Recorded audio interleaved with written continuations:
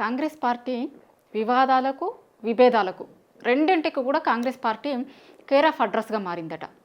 అధికారంలో ఉంటే పార్టీ ఇవన్నీ కూడా పక్కన పెట్టుకుంటాయి. ఎందుకంటే అధికారం ఉంది కాబట్టి ఎవరం ఎక్కడైతే అక్కడ పని చేసుకోవచ్చు, ఏదో ఒకటి అవుతుంది, ఏదో ఒక పదవి వస్తుంది, లేకపోతే పదవులు రాకపోతే పనులన్నా చేసుకుంటాము అనేటట్టే ఉంటారు. కానీ పెద్ద గొడవలు అవి ఇవి ఎక్కువ కనిపించవు.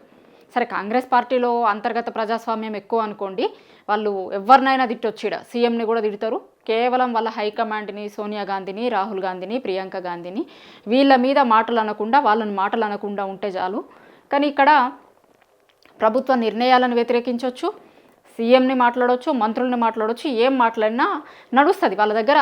అట్లా అంతర్గత ప్రజాస్వామ్యం ఉంటుంది. కానీ ఇప్పుడు సీఎం రేవంత్ రెడ్డి సీఎం అయిన తర్వాత అసలు మమ్మల్ని ఎవరిని పట్టించుకుంటలేడు, ముందు నుంచి ఉన్న కాంగ్రెస్ పార్టీ నాయకులని పట్టించుకుంటలేడు సీఎం. రేవంత్ రెడ్డి వచ్చిన తర్వాత ఆయన చుట్టూ భజన పరులు చేరిర్రు. అంతకుముందు అధికారంలో రాకముందు మేమంతా కూడా పార్టీ కోసం కష్టపడ్డాం, చాలా కష్టపడి నాయకులం, కార్యకర్తలం అందరం కూడా చేసి పార్టీని అధికారంలోకి తీసుకొస్తే, అధికారంలోకి వచ్చిన తర్వాత ఆయన చుట్టూ వేరేటోళ్ళు చేరిర్రు, లేకపోతే వేరే వేరే పార్టీల నుంచి వచ్చిన వాళ్ళు చేరిర్రు. సరే, వేరే వేరే పార్టీల నుంచి వచ్చిన వాళ్ళు చేరిర్రు అంటే వాళ్ళ ఉద్దేశం ఏంటి అంటే, ఈయన టీడీపీ నుంచి వచ్చిండు కదా, అంతకుముందు కొన్ని రోజుల ముందటనే వచ్చిండు, పీసీసీ ప్రెసిడెంట్ అయిండు, దాని తర్వాత సీఎం అయిండు. సో అట్లా ఆ టీడీపీ వాళ్ళతో సంబంధాలు ఉంటాయి ఆయనకు. ఇప్పుడు కొత్తగా బీఆర్ఎస్ పార్టీ నుంచి 10 మంది ఎమ్మెల్యేలు చేరిరు కదా, వాళ్ళు వాళ్ళ మనుషులకు ఏమన్నా పదవులు ఇప్పించుకోవాలనుకుంటారు అవి. సో అట్లా వేరే పార్టీల నుంచి వచ్చిన వాళ్ళకే ప్రాధాన్యత ఇస్తుండు, వాళ్ళకే ప్రిఫరెన్స్ ఇస్తున్నారు. మేము కాంగ్రెస్ పార్టీ అధికారంలోకి తీసుకురావడానికి మస్తు కష్టపడ్డాం, కానీ మమ్మల్ని పట్టించుకుంటలేరు అని మొన్న గాంధీ భవన్లోనే యువజన కాంగ్రెస్ మీటింగ్ జరిగినప్పుడు ఎట్లా లొల్లయింది చూసినాం కదా మనం, పాతోళ్ళకి కొత్తోళ్ళకి. దాని తర్వాత నిన్నగాక మొన్న చిన్నారెడ్డి ఏం మాట్లాడిండు ఎట్లా అనేది కూడా చూసినాం. దాని తర్వాత ఇప్పుడు ఆ కులగణన చేసిర్రు, కులగణన మీద కూడా వాళ్ళ పార్టీలనే భిన్నమైనటువంటి అది కనిపించినాయి. సరే, వాళ్ళ దాంట్లోనే ఒక్కో సామాజిక వర్గం నేతలు ఇంకొక లెక్క మాట్లాడింది చూసినాం మనం. అంజన్ కుమార్ యాదవ్ ఏం మాట్లాడిండు, వాళ్ళ ఎమ్మెల్సీనే నవీన్ ఏం మాట్లాడిండు, తీన్మార్ మల్లన్న ఆయన ఏం మాట్లాడిండు, బీసీలకు ఇప్పటివరకు ఏం చేయలేదు, ఏం ఇవ్వలేదు. సరే, ఇప్పుడు మంత్రి పదవులను ఇస్తాము అంటారు కదా, 6 మంత్రి పదవులు, అవి మా బీసీలకే కావాలి అని మాట్లాడుతున్నారు వాళ్ళు. చూస్తున్నాం మనం ఇప్పుడు, వాళ్ళు ఓపెన్గానే మాట్లాడుతున్నారు, ఏదో ఇంటర్నల్ మీటింగ్లలోనో చిట్చాట్లలోనో కాదు, ఓపెన్గానే మాట్లాడుతున్నారు. అంజన్ కుమార్ యాదవ్ కూడా ఏం మాట్లాడిండు చూసినాం కదా, మమ్మల్ని తొక్కిర్రు మొత్తం మా బీసీ నాయకులందరినీ అని కూడా మాట్లాడిండు ఆయన. అట్లనే కార్యకర్తలు కూడా నట, అసలు కాంగ్రెస్ అధికారంలోకి వచ్చి 14 నెలలు అవుతుంది. 14 నెలలల్లో మాకేమో వస్తాయి, కార్పొరేషన్ పదవులు వస్తాయి, ఇంకొకటో వస్తుంది, ఏదన్నా ఇస్తారేమో అని చూసిన వాళ్ళకు 14 నెలల నుంచి ఎదురు చూస్తూనే ఉన్నారట, కానీ ఇంకేమైతలేవు. సరే, ఆ విషయానికి వస్తే మంత్రి పదవులు కాలేదనుకోండి, ఇంకా 6 మంత్రి పదవులు ఇవ్వాలి. 14 నెలలైంది అధికారంలోకి వచ్చి, ఆ 6 మంత్రి పదవులు కూడా ఇప్పటివరకు ఇవ్వలే. దానికోసం ఎదురు చూసేటోళ్ళు, దానికోసం మాట్లాడేటోళ్ళు ఉన్నారు. దాంతోపాటు కార్పొరేషన్ చైర్మన్లు ఏమన్నా ఇవ్వకపోతారా, మాకు ఇవ్వకపోతారా, మేము పార్టీ కోసం కష్టపడ్డాం కదా అని చూసేటోళ్ళు ఉన్నారట. ఆ కార్పొరేషన్ చైర్మన్లు కూడా అయితలేవు. ఒక్కసారేమో వేసినట్టున్నారు కార్పొరేషన్ పదవులు, దాని తర్వాత అది కూడా ఇయ్యలే. ఇప్పుడు ఎప్పుడు కార్పొరేషన్ పదవులు వేస్తారు, ఎప్పుడు ఢిల్లీ పోయినా కూడా సీఎం ఎప్పుడు ఢిల్లీ పోయినా కూడా సరే కార్పొరేషన్లకు సంబంధించిన క్లారిటీ వస్తుంది, లేకపోతే మంత్రివర్గానికి సంబంధించిన క్లారిటీ వస్తుంది, ఇక మేమైతే మాకు పదవులు వస్తాయి అని 14 నెలల నుంచి ఎదురు చూస్తున్నాం. పదవులు వస్తలేవు, ఏం వస్తలేవు, మాకు ఇస్తలేడు ప్రియారిటీ, బయట వాళ్ళకి ప్రియారిటీ ఇస్తుండు అని కాంగ్రెస్ పార్టీ నాయకులు మాట్లాడుకుంటున్నారు. ఇప్పుడు PCC chief Mahesh Kumar Goud PCC chief అయి కూడా 5-6 నెలలు అవుతుంది. వాళ్ళ కార్యవర్గం కూడా పూర్తి కాలే, ఇంకా ఆ పీసీసీకి సంబంధించిన కార్యవర్గం కూడా పూర్తి కాలే, ఆ పనులు అట్లనే ఉన్నాయి. సరే, కులగణన చేసినామా అంటే కులగణన చేసిన తర్వాత వాళ్ళ పార్టీలనే చాలా పరస్పరం విరుద్ధమైనటువంటివి. ఇప్పుడు బీసీ సంఘాలు వ్యతిరేకించుడు వేరు, కానీ వాళ్ళ పార్టీలనే వాళ్ళ కులగణననే తప్పు అని మాట్లాడుతున్నారు. దాంట్లోనే చాలా విభేదాలు ఉన్నాయి, లేకపోతే వాళ్ళకే డిఫరెంట్ ఒపీనియన్స్ ఉన్నాయి. వాళ్ళ పార్టీలనే చక్కగా జరగలేదు, తప్పుల తడకగా ఉంది అనేది వాళ్ళ పార్టీ వాళ్ళే మాట్లాడుతున్నారు, ఓపెన్గానే మాట్లాడుతున్నారు.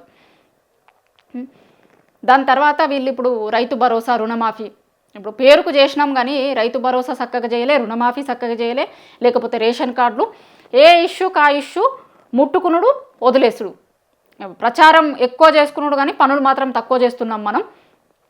చాలా చోట్ల ఓపెన్గానే మాట్లాడుతున్నారు ఎమ్మెల్యేలు, ఊర్లలోకి రానిచ్చే పరిస్థితి లేదు మమ్మల్ని, కొట్టేటట్టున్నారు. ఊర్లలోకి పోతే జనాలందరూ కూడా ఏది మీరు ఇస్తామన్న హామీలు ఏవి, 6 గ్యారంటీలు ఏవి, మీరు ఇస్తామన్న రేషన్ కార్డులు ఏవి, రుణమాఫీ ఏది, రైతు బంధు ఏది, కళ్యాణ లక్ష్మి ఏది, ఇట్లా చెప్పుకుంటూ పోతే చాంతాడంత లిస్ట్ ఉంది.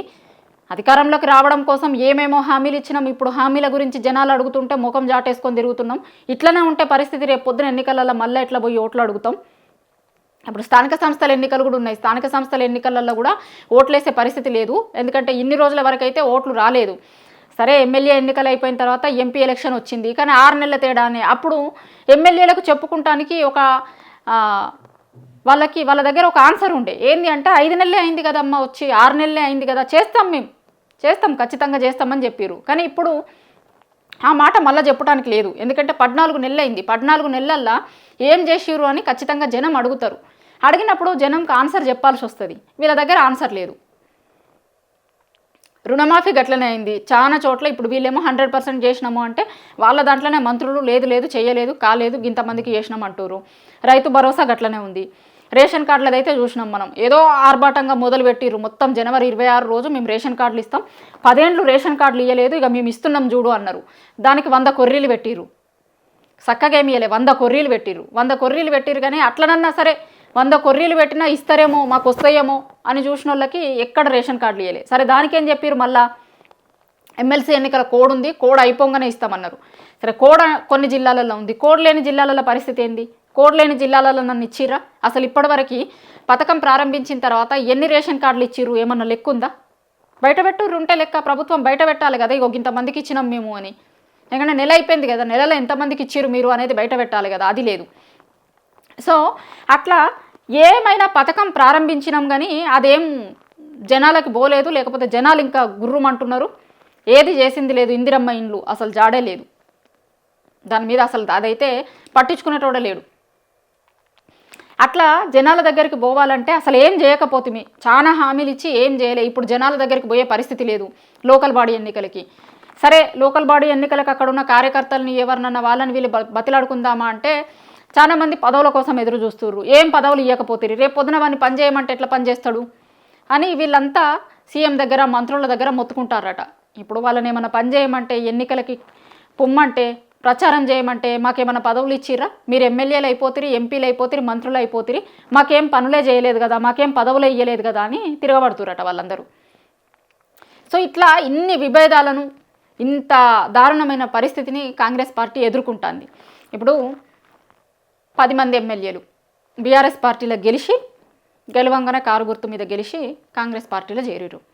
ఇక ఆ ఎమ్మెల్యే స్థానాలల్లో అంతకుముందు కాంగ్రెస్ పార్టీ పోటీ చేసిన ఎమ్మెల్యే అభ్యర్థులు వీళ్ళకి ఇప్పుడు టీఆర్ఎస్ నుంచి పోయిన వాళ్ళకి, కాంగ్రెస్ పార్టీ నుంచి పోటీ చేసిన వాళ్ళకి ఎట్లాంటి పరిస్థితులు ఉన్నాయో చెప్పాల్సిన అవసరమే లేదు.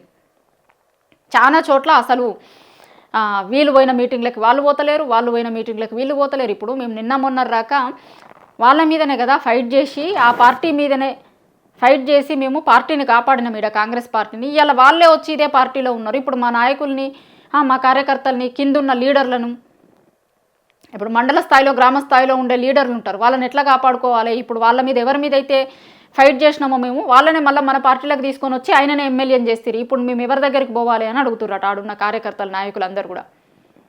అంటే ఎన్నికల ముందు వరకు కూడా వాళ్ళ మీదనే కదా ఫైట్ చేసింది. ఇప్పుడు వాళ్ళు కాంగ్రెస్ పార్టీలోకి వచ్చారు. కాంగ్రెస్ పార్టీలోకి వచ్చిన తర్వాత ఏమవుతుంది? మామూలుగానే ఏ ఎమ్మెల్యే ఉంటారో ఆ ఎమ్మెల్యే వాళ్ళ మనుషులకే, వాళ్ళు చెప్పిన వాళ్ళకే, వాళ్ళ మనుషులకి వాళ్ళు చెప్పిన వాళ్ళకే పదవులు వస్తే కనుక వీళ్ళు మొన్నటి రాక ఆడ పనిచేసారు కదా. ఇప్పుడు ఈ 10 నియోజకవర్గాలలో కాంగ్రెస్ పార్టీ నాయకులు, కార్యకర్తలు ఉంటారు కదా, వాళ్ళు పనిచేసారు. ఎందుకు? రేపు పొద్దున అధికారంలోకి వస్తే మాకేవో పదవులు వస్తాయి అని చేసారు. ఇప్పుడు బీఆర్ఎస్ అయినా ఆ పార్టీలోకి వచ్చిండు.